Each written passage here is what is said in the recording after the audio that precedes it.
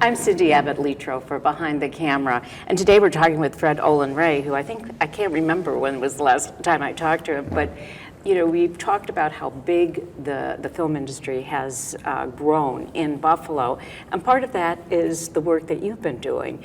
And you came to Buffalo, I'm just trying to think, it's been a number of years ago, but you've kept coming back. Why? I think it was 5 years ago that I first came out here. And the people were so great.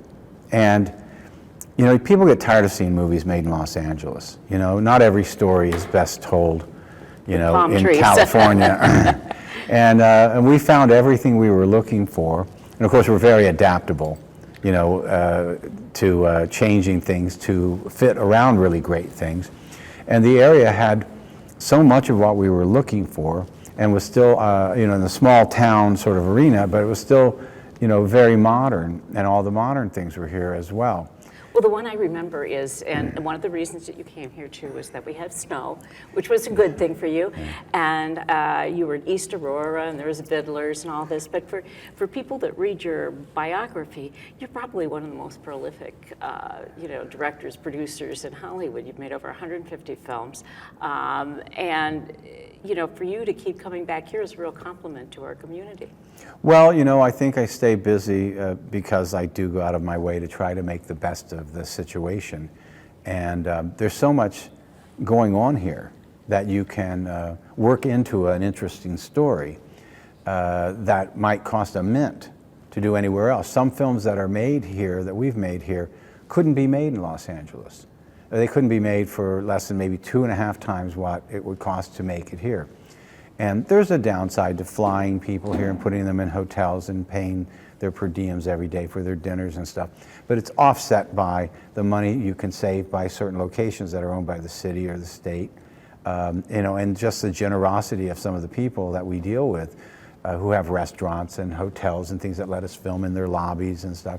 So it does, that's the story I say back in LA, is that this will balance itself out, and it will compensate for the airfares and the hotels that we have to take out by getting these great locations for very little or no money. So the film isn't actually being made cheaper because of the travel and stuff, but you are getting a better looking movie for the same amount of money than you would get if you stayed home. So it's the locations that we offer, and the wide variety, yes, of locations, and the ease of which the police and the government officials coordinate with you. The police here have been extremely kind and generous with us, and the mayor has been very, very thoughtful and helpful, and the film commission here has gone beyond the call of duty. They're like strangers with candy. Every time I come, they'll say, "Oh, did you see this pumping station? Have you seen this casino?" And they know I'm going to go away going, "I've got this idea for a movie with a pumping station and a casino," and that I'll probably be back in a few more months. But that's how a lot of our films have been made, is just knowing all the different things that are here and then going back home and saying, we can do this. We can do that Riviera Theater movie. You know, maybe we can make an opera story or something, you know. And so it works. You know, I see the wheels turning just when you're thinking about all of these things. One of the things about you, Fred, and this 150 excess of 150 movies that you've made, is the fact that you really look at what you do as a business.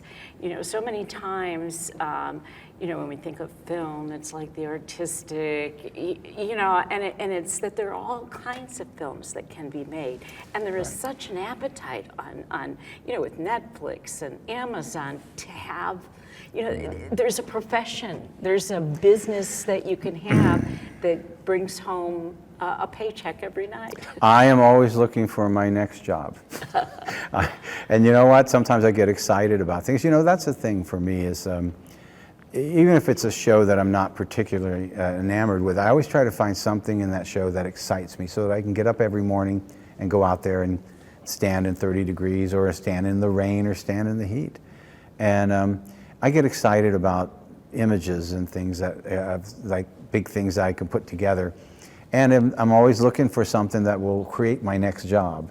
You know, one of the things, and I've heard you speak before kids, and you've been, in fact, spoke before the kids in the television and film program at Buff State, is that you said never say no, that you're, you know, always be available, always be, you know what I mean? You're Right. always looking at a way to make something work.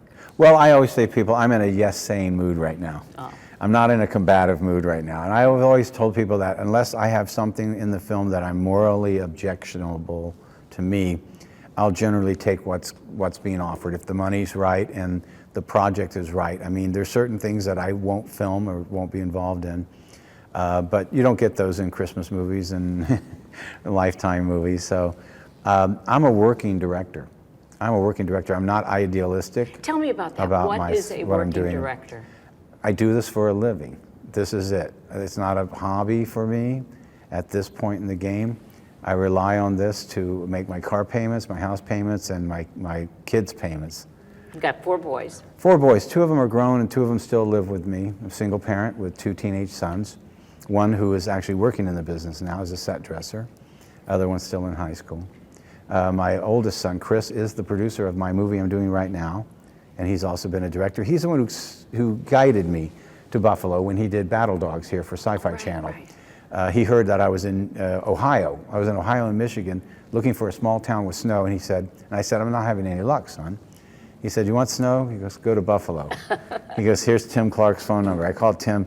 Tim said that East Aurora was part of a snow belt where the snow would hang in there longer, so I flew here very quickly.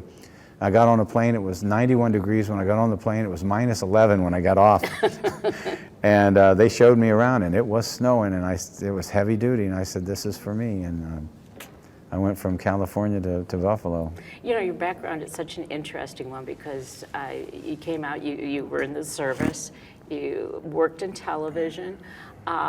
This was sort of an avocation to start. You always loved films, Yes. but I mean, would you ever in your wildest dreams imagine that you would be able to make a living doing what you're doing? No, I thought there was no chance at all. And and especially back in 1972, 73, and my parents were just middle class family with 3 kids. And of course they did everything they could to steer me away, to get me to do something that my father thought was reasonable, that I could earn a living so they wouldn't have to worry about me. And it would just seem like a pipe dream there. And I will say this, I did do it, and I did it in spades. But I don't believe that it's for everybody. I think that certain people have whatever it is. There's an it that goes with being able to blend art and business together. And you can't let either one of them get too much in the way of the other, but they both have to acknowledge each other. And I don't think wanting to be a director is enough. You've got to have that, whatever that is, because I have out-survived so many directors, because we all came up in what they call the VHS era, where VHS came along and they couldn't get enough movies fast enough to meet the market. So a lot of people got to direct movies and produce movies because of this tremendous need for product. And then it all washed out. The shelves became full, everybody started backing up, and then they were only buying studio shows. So many guys bit the dust. I have outlived almost all of my directing contemporaries, and I'd like to think it's because I've got whatever that it is. I'm not sure what it is, but I've got it.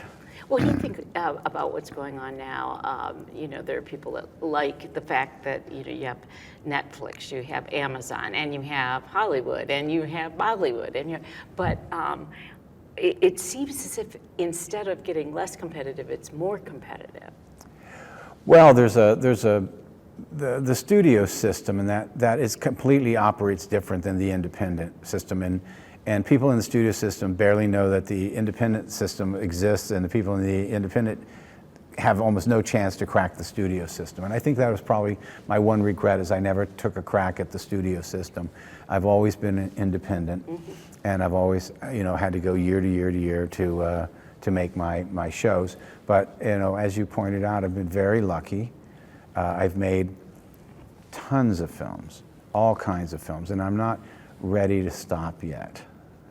Well, that's a good thing to hear. Well, I am retirement age. I mean, my retirement does kick in this year. I mean, I am at that age. I'm not a young person. But what would you like to do? You said you haven't tried the studio system. It's not going to happen because of ageism and stuff like that.